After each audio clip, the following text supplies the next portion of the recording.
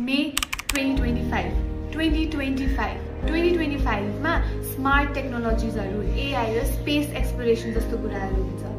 for example यस्तो गर्दा light खुल्ने यस्तो गर्दा लाइट बन्द तर अहिले आएर पनि यस्तो केही कुराहरु छ जसमा मलाई लाग्छ कि are we actually moving forward with time are we actually growing or just pretending to move so सोच्नुस् तपाईहरुले आफ्नो घरमा बिताएको एकदमै नर्मल लाइफ कुनै केटीहरुले जंगलमा नर्मल लाइफ जसरी बिताउनु परेको छ अलोन अनसेफ र एकदमै एक्सट्रीम कोल्ड सिचुएसन्सहरुमा